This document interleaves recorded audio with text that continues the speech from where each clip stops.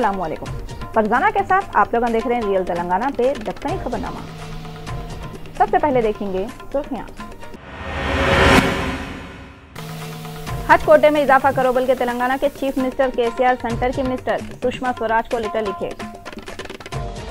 तेलंगाना की हुकूमत वाले 10th के एग्जामों के वास्ते सीसी सिस्टम शुरू करे। तेलंगाना और आंध्रा में करंट का प्रॉब्लम दूर करने सेंटर की हुकूमत वाले एक्स्ट्रा करंट सप्लाई करते गए। सिरकाकुलम के नंदीगामा मंडल कने रोड एक्सीडेंट से 15 लोग जख्मी हुए, 2 की हालत बहुत ही खराब है गते। और एग्जाम में नकल मारने बच्चों को परेशानी नहीं होना बोल के लालू प्रसाद यादव अगर सीएम होते तो किताबें देके एग्जाम हॉल को भिजाते थे गते। अब खबरें तफसील से देखेंगे। 2015 के हज कोटा में और ज्यादा सीटें बढ़ाओ बोल के तेलंगाना के सीएम केसीआर सेंटर की फॉरेन मिनिस्टर सुषमा स्वराज को लेटर लिखे।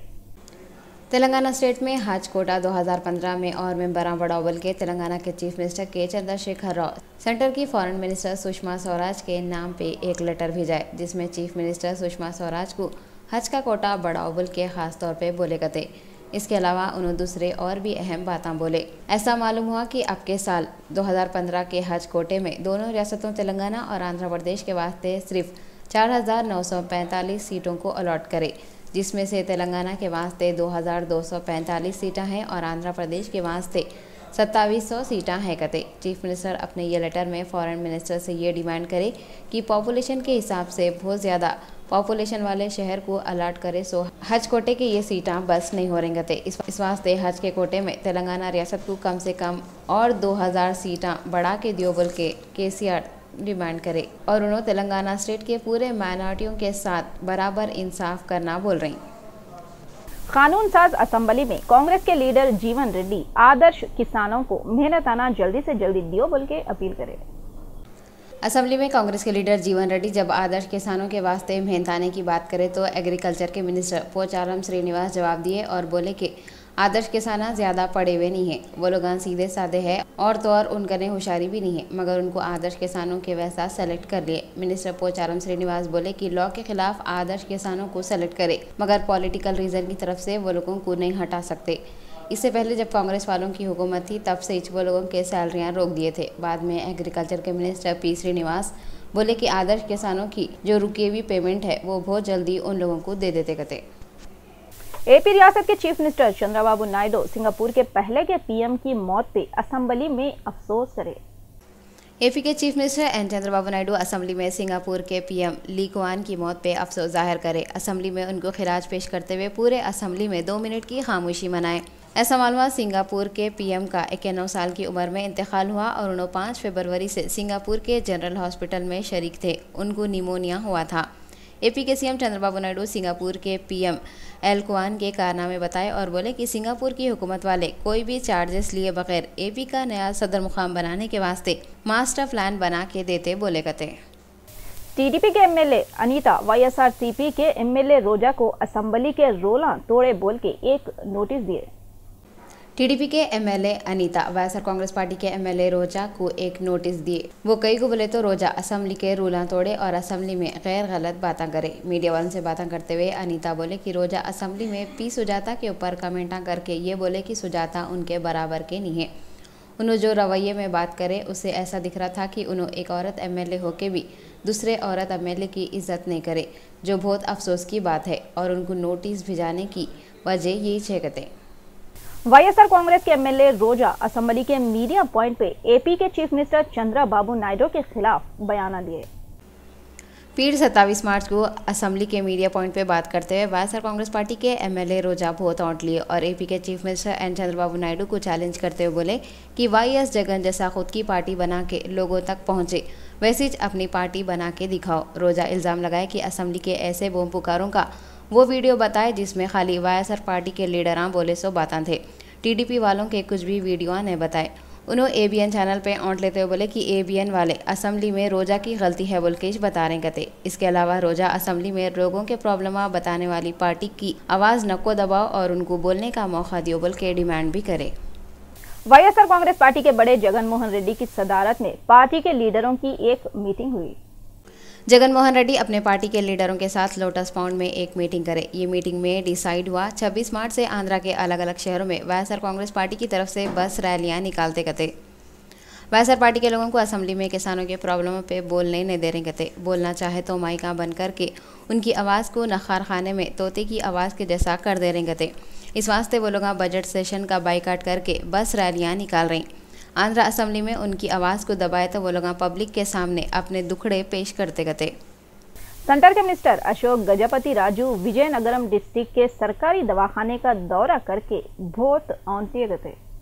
23 मार्च को सेंटर के मिनिस्टर अशोक गजपति राजू विजयनगरम का अचानक दौरा करे और वहां के सरकारी दवाखाने को भी गए, जहां पे गंदगी देख के उन्हें बहुत गुस्से में आ गए और दवाखाने के आजू बाजू बाहर जो गंदगी थी उसको देख के भी उन्हें बहुत कुड़कुड़ा लिए और हेल्थ डिपार्टमेंट के ऑफिसरों के ऊपर औंट लेते हुए वो लोगों को वार्निंग दिए। अशोक गजपति राजू वो लोगों को दवाखाने के अंदर और दवाखाने के आजू बाजू जल्दी से जल्दी सफाई कराओ बोल के बोले और सफाई नहीं हुई तो वो लोगों के खिलाफ एक्शन लेते बोल के बोले। रियासत तेलंगाना और आंध्र प्रदेश के लाइटों के प्रॉब्लम दूर करने के वास्ते सेंटर की हुकूमत वाले दोनों रियासतों को एक्स्ट्रा लाइटां देने का फैसला करें।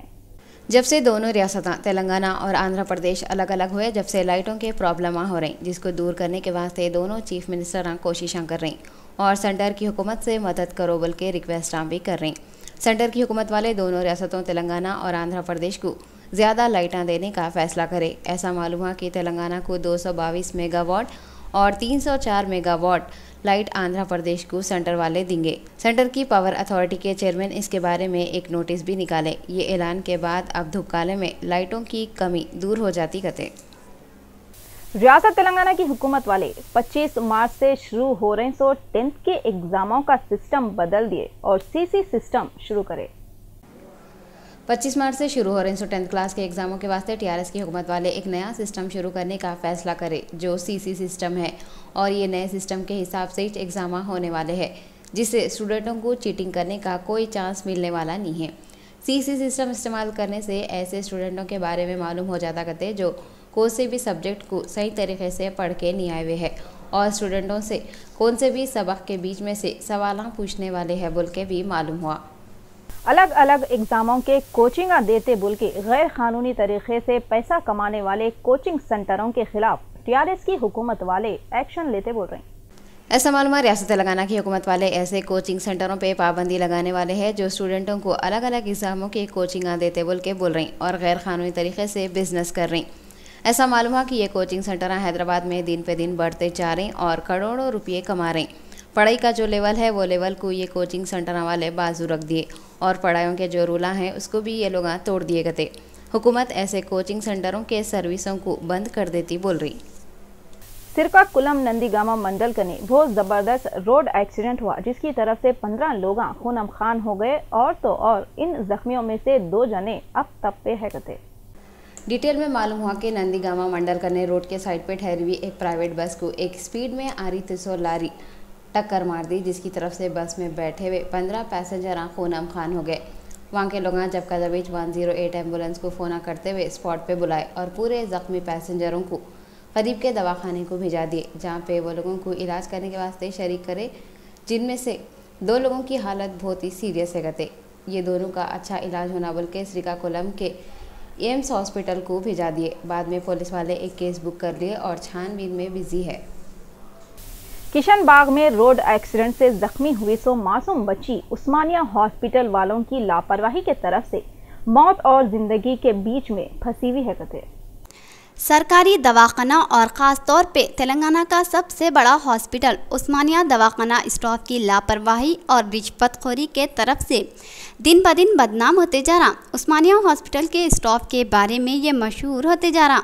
वो लोग जिधर हरी उधर चरी बोले जैसा उन लोगों के इलाज पे पूरी तवज्जो देते, जो उनकी मुट्ठी गर्म करते रहते।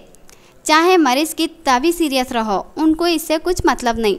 इतवार यानी 22 मार्च को किशनबाग असद बाबा नगर में ऑटो ट्रॉली की टक्कर से सूफिया सुल्ताना नाम की एक 5 साल की मासूम बच्ची बहुत ही बुरी तरह ज़ख्मी हो गई। उसको इलाज के वास्ते उस्मानिया को लेके गए। अचानक इतना बड़ा हादसा हो गया। हंसती खेलती प्यारी बच्ची थोड़ी देर में सीरियस हो गई। तो बच्ची के माँ बाप पे, भाइयों बहनों और रिश्तेदारों के दिलों पे क्या गुजरी होंगी। एक उम्मीद की शमा बाकी है। उस्मानिया हॉस्पिटल वाले इलाज करके इसको मौत के मुंह से निकालते होंगे, मगर बच्ची के लोगों का बोलना है डॉक्टरां और नर्सां बच्ची के इलाज में कोई दिलचस्पी नहीं ले रही। यह सिर्फ सूफिया के साजिश नहीं बल्कि हर वो मरीज़ के साथ हो रहा जो गरीब है, जिसका रिकमेंड करने वाले बड़े लोग नहीं हैं। डॉक्टरों और हॉस्पिटल के स्टाफ को जो हुकूमत की तरफ से भारी भारी तनख्वाहें देते वो किस वास्ते देते। दवाखानों के मुलाजिमा भी तो ख़ानदान कबीला रखते। अगर खुदा ना करे उनके किसी अजीज़ के साथ हादसा हो गया और वो ऐसे हालात का शिकार हो गए तो उनके दिल पे जो गुजरी वही दूसरों के दिल पे भी गुजरी होंगी। ये बात वो लोग समझना। इसके अलावा उस्मानिया दवाखाने में जो गंदगी है वो भी मरीज़ों को और बीमार डाल रही, इसकी तरफ भी तवज्जो देने की ज़रूरत है।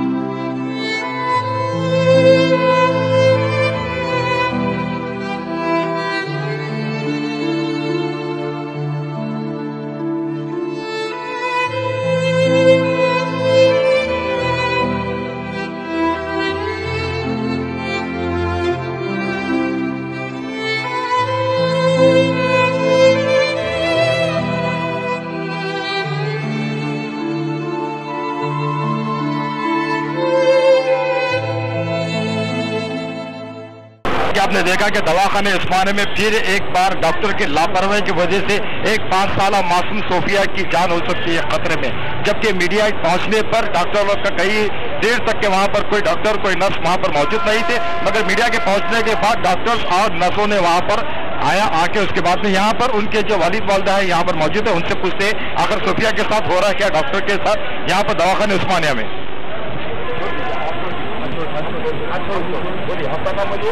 मोहम्मद यूसुफ मेरा नाम है। मेरी बच्ची के संगत ऐसा हो रहा, उसकी नली कोई बदला रहे नहीं, उसकी पेशाब की नली कोई नहीं बदला रहे, सीने पे पूरा खून आ रहा, कोई देखने वाला नहीं है यहाँ पर। बोले तो डॉक्टर ऊपर गए। ये एक्सीडेंट कहाँ पर हुआ और कब हुआ, कितना टाइम पर यहाँ पर है, उसके बाद में डॉक्टर क्या कर रहे हैं। किशन बाग असद बाबा नगर इतवार के दिन 11 बजे हुआ। जी मैं सुबह से मेरी लड़की के पास भी जो इशारे बता रही सब बता रही, अपने आप से ग्लूकोज निकाल के फेंकी, पेशेंट को नर्स को बुला रहे तो कोई केयर नहीं कर रहे, नो केयर कर रहे। तुम लोग ही लगा लो जो हम किस काम के नहीं है बोल के मेरे हाथ पे छोड़ दिए। मैं कैसा लगा सकती, मैं क्या नर्स हूँ, मैं डॉक्टर हूँ। डॉक्टर्स क्या बोल रहे हैं आपको, नर्स क्या बोल रहे हैं ये बोल। नहीं बुलाए तो नहीं आ रहे ट्रीटमेंट करने, तुम ही कर लो, तुम कहीं को बुला रहे, झुटकी देके स्टूल फेंक के चले गए मेरे ऊपर, स्टूल खींच ले रहे बैठे तो कोई नहीं आना कोई जाना नहीं बोल रहे। नर्स और डॉक्टर आके मेरी बच्ची बात कर रही, सबसे बता रही, कर रही, हलचल कर रही, पूरा कर रही, मम्मा बोल रही, अब्बू कहाँ है बताई, पैसे दिए तो पकड़ी, सब बता रही मेरी बच्ची। मेरे बच्ची को कोई नहीं देख रहे, रात से मैं वहाँ पे थी, मेरी बच्ची के लिए दुआ कीजिए सब जने। मेरी बच्ची को पूछ के नहीं देख रहे, मेरी बच्ची हरकत कर रही रात से तो कोई नहीं आ रहे डॉक्टर, ट्रीटमेंट नहीं कर रहे, उसका खून सूख जा रहा, पैर में खून आके जा रहा, पैर पार दब जा रहे तो भी ट्रीटमेंट नहीं दे रहे, उस पर दिलचस्पी नहीं देख रहे।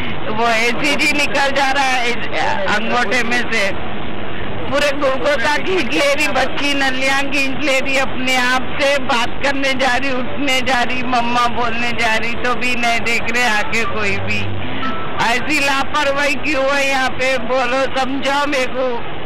मेरे मम्मा बोलने जा रही, उसने रो रही, मेरे को देख के मेरे को बर्दाश्त नहीं हो रहा। अभी जैसे कि आपने देखा कि दवाखाने उस्मानिया के अंदर एक माँ की तड़प, एक 5 साली सोफिया मासूम जो इस वक्त जिंदगी मौत के दरमियान में है।